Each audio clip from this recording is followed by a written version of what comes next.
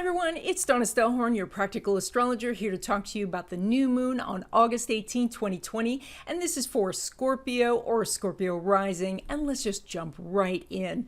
There is a new moon happening in your 10th house. 10th house is about career, your reputation, how you're seen in the world. It is about where you're taking responsibility, how you're handling your time.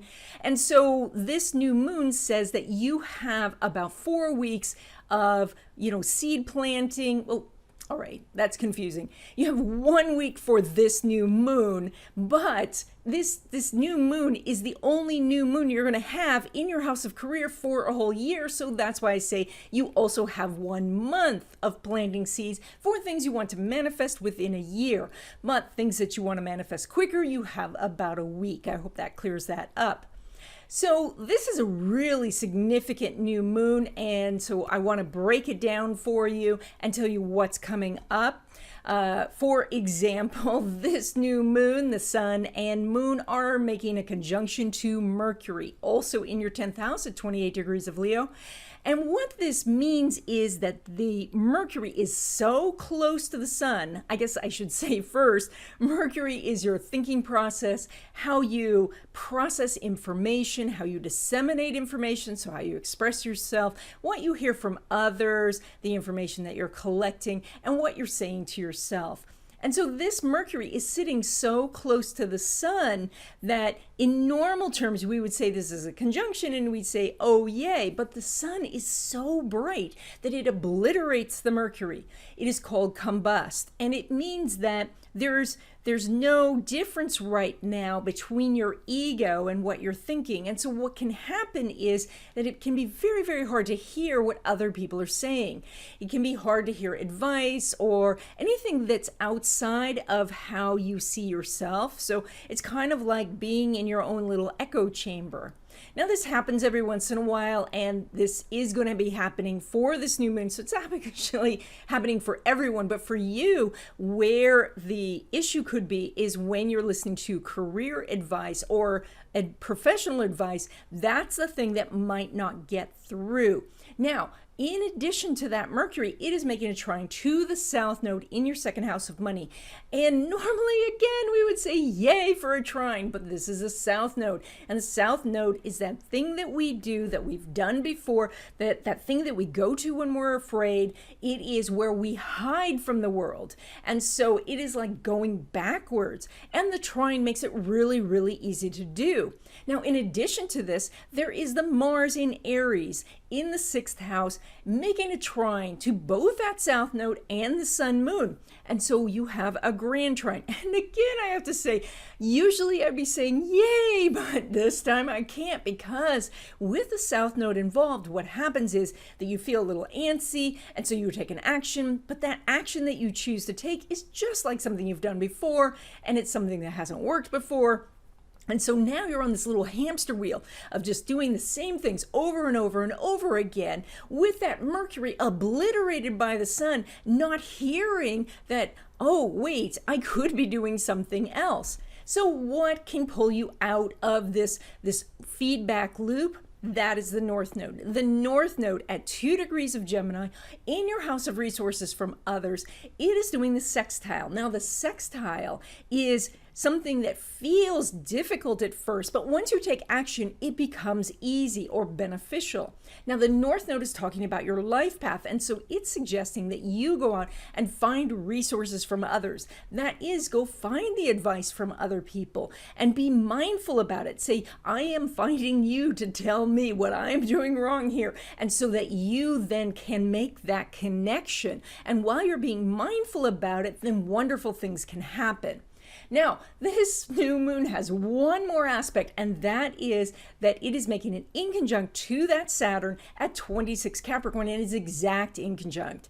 So inconjuncts are uncomfortable, and that is, that kind of explains what it's like to be around Saturn anyway, because Saturn is where you don't feel confident, where you don't feel like you know enough, or you don't have a good enough degree, or you don't have enough experience, or your resume's not long enough, or you feel like that you don't express yourself well, and so you want to be reserved.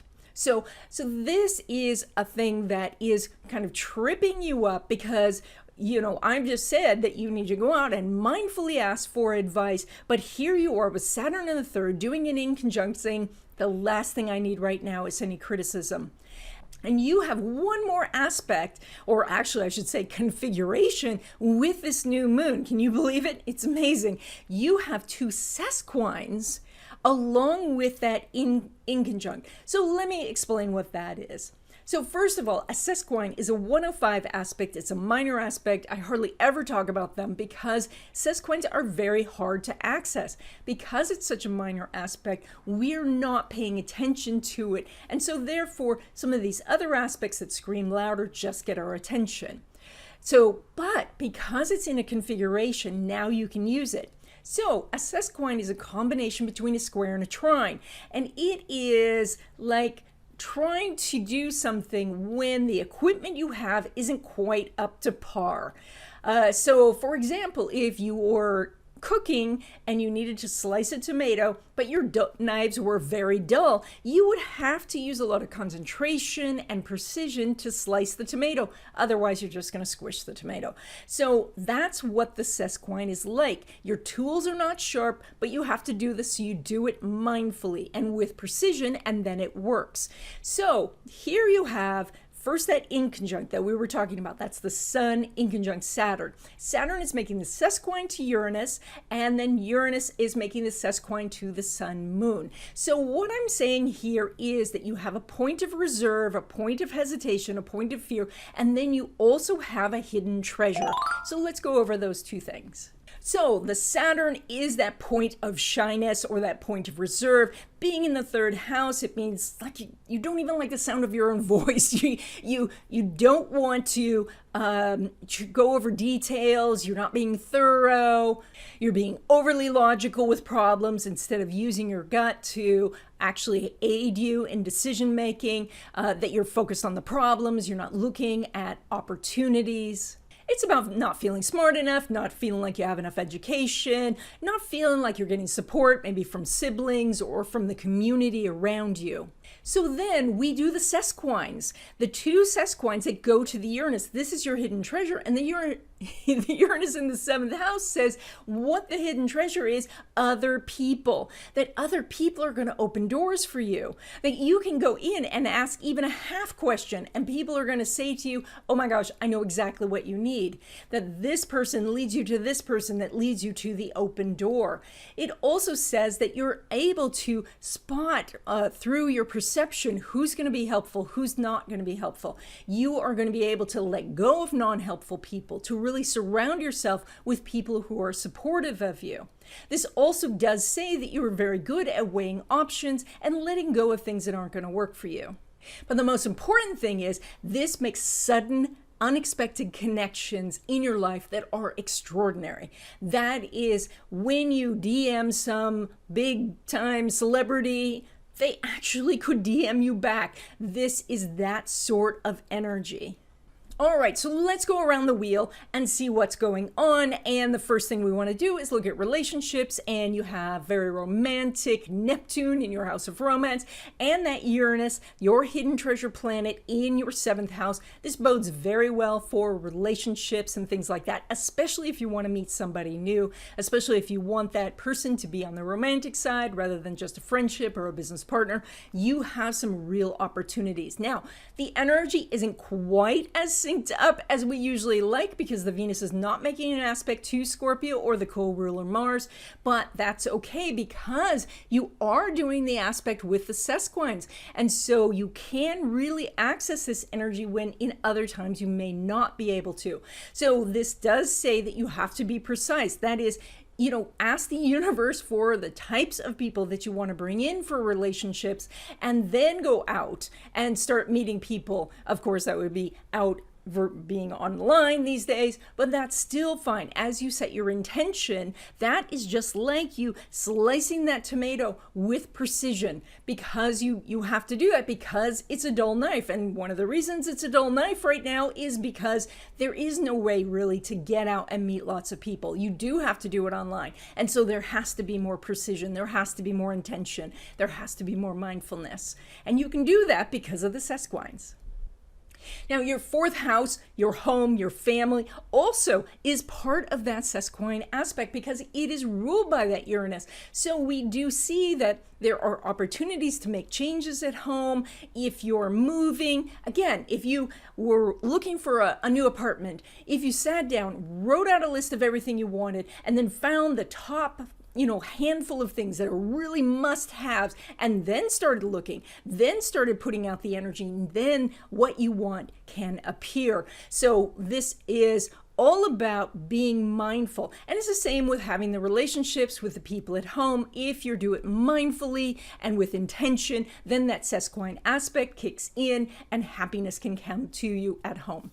Now you've got a great set of planets up in your house of career, that Sun, Moon, and that Mercury, and that can really help you if you're looking for recognition in your job, if you're looking for more hours, if you're looking for a new job or looking for a promotion. You're doing both the in conjunct to the Pluto as well as the trine to Mars. So we do have some things that are pulling you outside your comfort zone. It's like you're raising your hand saying, yes, I'll do this. And then they tell you what it is and you go, wow, that is so much bigger than I thought, but you can do it because you do have these configurations going on and all of that. And that trine to Mars in the sixth house can give you that ability to break things down into those little beginning components where you can say, okay, I can do this in 2 minutes. I can do that in 2 minutes. Mars in Aries loves that. So that you can just really just run through a list of things to do really, really quickly. So when we're looking at your money, you are pulling money from that Jupiter in the third house. That means the more you do communicate, the more money you're going to make. And that money made through sales, transportation, travel, but also things that you're doing with paperwork and contracts and things like that. All of that is happening in your area of money. Now, when we look at income that comes from your business or passive income sources, such as making money on real estate or through affiliate marketing or multi-level marketing or things like that, you're a little bit out of sync because the Mercury and the Jupiter are not making an aspect.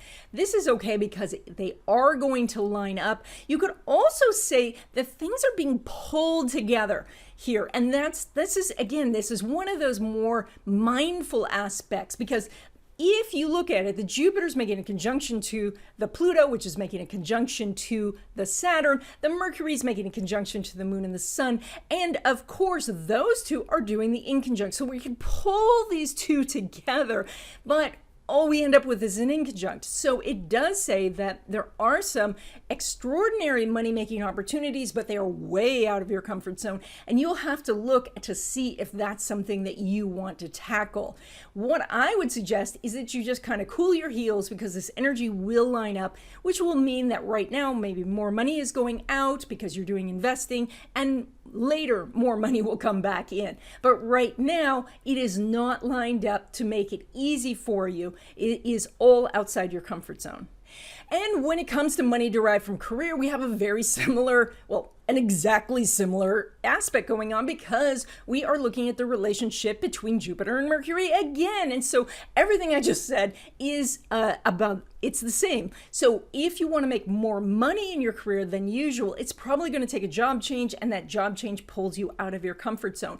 Can you make the change? Absolutely, because you have those aspects that get just kind of squished together.